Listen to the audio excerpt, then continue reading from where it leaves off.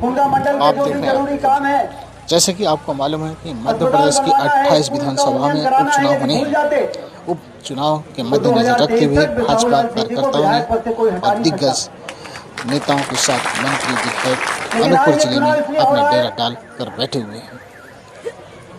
आज अनूपपुर जिले के फुंगा मंडल में भाजपा के दिग्गज चौहान की सरकार के दफ्तर में बड़े बड़े उद्योगपति मुंबई से, दिल्ली से जमघट लगाए रहते थे। ठेकेदार जो अटैची भर भर के आते थे, वो जमघट लगाए रहते थे। विधायक जाते थे तो विधायक को बैठने के लिए भी नहीं कहा जा सकता था। बिसाहू लाल सिंह जैसे वरिष्ठ नेता कौन हो सकता है हमारे विंध्य में? हम लोग भी विधायक रहे, मंत्री रहे, लेकिन हमें इस बात को स्वीकार करना पड़ेगा कि विंध्य के वर्तमान में जो उपलब्ध नेता है उसमें सबसे वरिष्ठ नेता बिसाहू लाल सिंह जी है। और उसका अपमान यदि हुआ है, अरे दिल्ली के भाग से छीका टूट गया, एक बार मुख्यमंत्री बन गए, लेकिन चूंकि मुख्यमंत्री के कुर्सी के लायक नहीं थे इसलिए हट गए। और मुख्यमंत्री की कुर्सी जो आते आते शिवराज सिंह के हाथ से फिसल गई थी, ऊपर वाले ने ऐसा चक्कर चलाया कि शिवराज सिंह फिर से मुख्यमंत्री की कुर्सी पर बैठ गए। और मुख्यमंत्री की कुर्सी पर बैठते ही उन्होंने किस प्रकार के फैसले करने शुरू किए। फसल बीमा योजना जो किसान भूल गए थे, 4000 करोड़ रुपए फसल बीमा योजना से किसानों के खातों में पहुंचाने का काम किया तो शिवराज सिंह चौहान ने किया।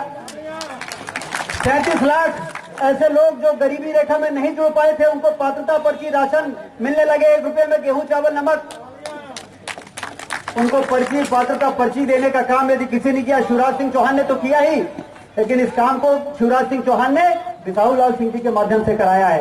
इसलिए बिसाहू लाल सिंह जी का अभिनंदन करना चाहिए हमको। तो हमारी पार्टी में बिसाहू लाल सिंह जी जैसा नेता आ गया तो अच्छा हो गया कि नहीं हो गया?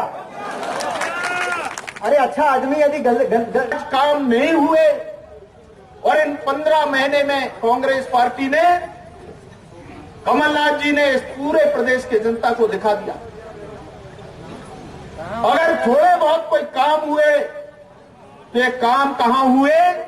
मध्य प्रदेश के अगर कोई किसी जिले के अंदर कोई थोड़ा बहुत काम हुआ तो छिंदवाड़ा के अंदर हुआ। मैं अभी पिछले महीने के 16 तारीख को छिंदवाड़ा गया था। आदरणीय राजेंद्र जी ने कहा था कि इस मध्य प्रदेश में और देश में प्रधानमंत्री नरेंद्र मोदी जी ने अभी इस कोरोना संक्रमण के समय में हमने पूरे हिंदुस्तान के 130 करोड़ लोग जो आबादी भारत की है, और उस आबादी में से 80 करोड़ लोगों को हमने सूखा अनाज देने का फैसला सरकार ने किया। और उसका निमित्त भी मध्य प्रदेश में अगर कोई बना तो यहां पर बैठे हुए हमारे बिसाहू लाल जी को हमारे प्रधानमंत्री और मध्य प्रदेश के मुख्यमंत्री ने जिम्मेदारी दिया। जब ये सत्ता का परिवर्तन हुआ उस इस विधानसभा की तासीर को आप समझ सकते हैं कि एक तो बिसाहू लाल जी का संपर्क कितना है। 4 दशकों से यहाँ के जनप्रतिनिधि के नाते इस क्षेत्र में उन्होंने काम किया है। एक बात जरूर आप ये अनुभव कर सकते हैं कि मेरा भी लगभग मैं 5-6 बार अभी इस चुनाव के दौरान इस पूरे 6 महीने के अंदर आना हुआ है। ये आज हमारा जो फुंगा मंडल है केवल कार्यकर्ताओं का सम्मेलन है। यहाँ 57 हमारे बूथ हैं, 4 अलग-अलग सेक्टर हैं। कार्यकर्ताओं की बैठक में कार्यकर्ताओं को संदेश देने के लिए मंडल से बैठकों का आयोजन हुआ है। और इस बैठक में मैं कल 2 मंडलों की बैठक में था। और ये कार्यकर्ताओं की इस बैठक से अनुमान आप लगा सकते हैं कि मध्य प्रदेश के जो विधानसभा के चुनाव हो रहे हैं, विशेषकर अनूपपुर के बारे में, यहाँ पर जिस प्रकार का आरोप है कांग्रेस ने, कमलनाथ ने लगाया है, इस बात को यहाँ की जनता जानती है। मैं स्वयं यहाँ पर था। पिछले दिनों शिवराज जी यहाँ आए थे। 600 करोड़ रुपए की आधारशिला लोकार्पण पूजन का काम हुआ था। जो उम्मीदवार हैं आज बिसाहू लाल जी, उनने स्वयं अपने भाषण में भी कहा कि इन 15 महीने की कांग्रेस की सरकार में विकास के नाम पर कोई काम नहीं हुआ और काम नहीं होने पर हम बार बार मुख्यमंत्री उस समय के कमलनाथ जी को कहते रहे, परंतु वह इन सब कामों को विकास के नाम पर इग्नोर करते रहे। और ये एक बहुत बड़ा कारण है। जनता ने भी 15 महीने की सरकार को देखा है, पिछले 15 वर्षों की सरकार को भी देखा है। अब आज सरकार, पिछली सरकार और अभी ये 15 महीने की सरकार के दोनों सरकारों की अगर तुलना करेंगे तो जनता इस बात को स्पष्ट तौर से समझने लगी कि जिन कामों को शिवराज जी ने प्रारंभ किया 15 महीने में सरकार ने उनको, गरीब लोगों के जो काम थे उनको बंद कर दिया। किसानों के लिए जो कमिटमेंट था, उनका वचन पत्र था, वो भी नहीं किया। ये बहुत बड़ा उदाहरण है। और यहाँ आने के बाद कमलनाथ जी ने कहा कि एक बार फिर हमको मौका दीजिए, हम विश्वास से काम करेंगे। आपको हमने 15 महीने दिया, 15 महीने में आपने क्या किया, इस बात का प्रमाण आप मध्य प्रदेश की जनता को दे पाएंगे क्या? ये इस चुनाव का मूल जो आधार है और इसलिए विकास के नाम पर इस चुनाव को हम लड़ रहे हैं। मध्य प्रदेश की सरकार को, शिवराज जी की सरकार को स्थायित्व प्रदान करना हमारी जो संख्या है, और संख्या को अगर देखेंगे तो 28 विधानसभा के चुनाव हो रहे हैं। मेरा व्यक्तिगत तौर से मेरा करीब 10 विधानसभाओं में जाना हुआ है।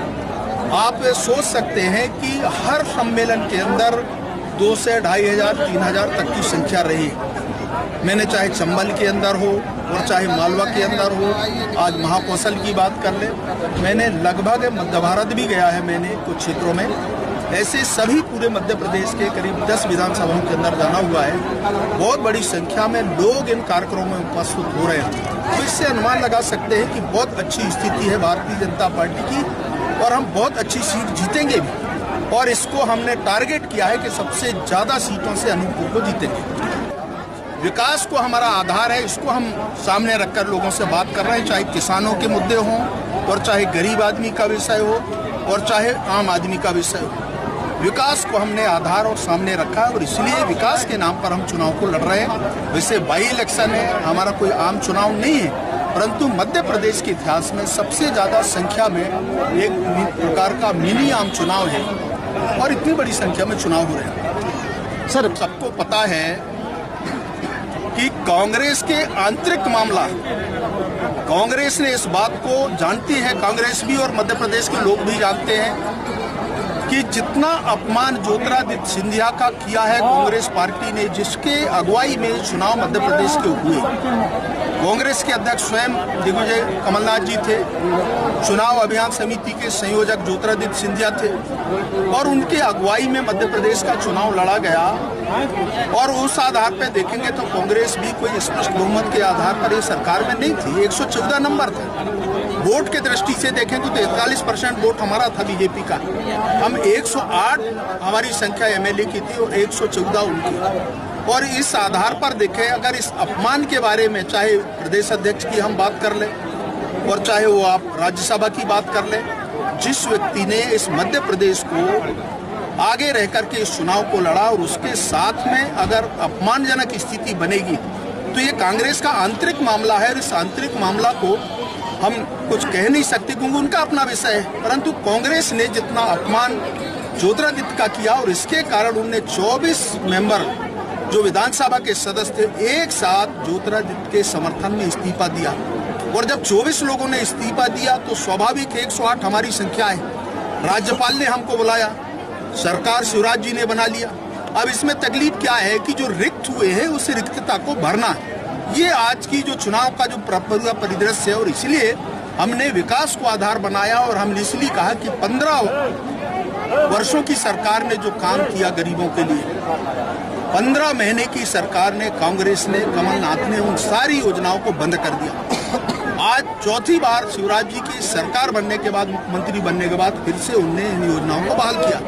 तो केवल चुनाव इसके निर्भर है। कांग्रेस के आंतरिक मामले से अगर सरकार गई है तो उसमें भारतीय जनता पार्टी का कोई दोष नहीं है। ये बात स्पष्ट तौर से समझना चाहिए।